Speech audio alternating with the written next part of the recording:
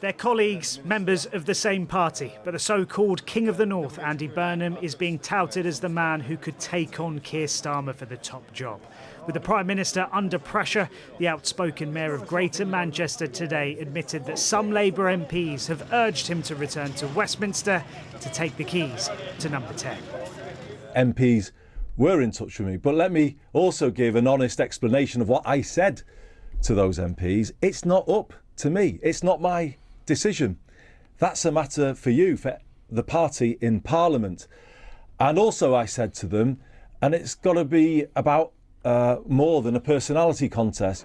He didn't rule it out, and he has clashed with Keir Starmer before, most recently over welfare cuts. Today, he accused the government of letting financial markets dictate policy, a criticism swiftly rebuked by the Prime Minister. Well, I'm not going to get drawn into commenting on the Mayor's personal ambitions, but I do want to be really clear about our fiscal rules, because economic stability is the foundational stone of this government. Burnham has been an MP before and served in Gordon Brown's cabinet. He also twice ran unsuccessfully for the Labour leadership and has since reinvented himself as a three-term Mayor of Greater Manchester. Polls currently suggest he's more popular with the public than the Prime Minister, but inside Labour's top team, Keir Starmer still has support.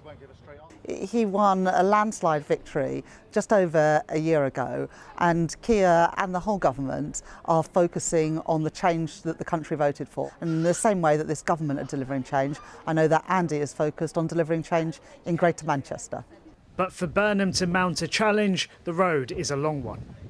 First, there'll need to be a Westminster by-election, so a Labour MP will have to give up their seat. In that scenario, Andy Burnham will need to win the selection so he can stand in that by-election. He'll also need to resign as the Mayor of Greater Manchester. If he does that and manages to win the by-election, he'll end up as an MP. But even after that, he needs to convince 80 of his colleagues in that building behind me to support him if he wants to challenge the Prime Minister.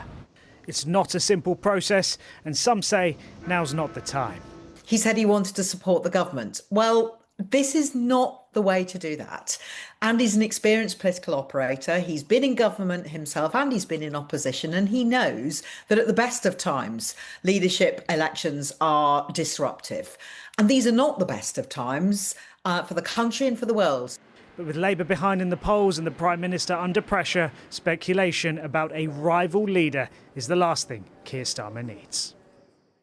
And the pressure is going to continue, of course, because there is that big test coming up for the government that I mentioned earlier in November, the budget. Yeah, absolutely. It's going to be a huge moment for the government. They're already behind in the opinion polls. There's a lot of pressure. There'll be pressure because the economy isn't exactly booming at the moment. And we've already heard about the fact there are so many MPs that want a change of position on a number of things, including the two-child benefit. And it comes at a time where the Prime Minister is going through a period of a lot of change. There's been a number of forced exits around him. His Deputy Prime Minister, Angela Rayner, who had to resign over stamp duty, the chaos around Lord Mandelson, the US Ambassador, going, the news that we revealed about his Director of Strategy being forced to resign over explicit messages. Today, another one of his inner circle, his Head of Communications, a very senior aide inside number 10, has resigned. The reason why all of this is so important is you've got a Prime Minister under pressure and he's losing members of his inner circle, people that are supposed to help him and guide him through this process.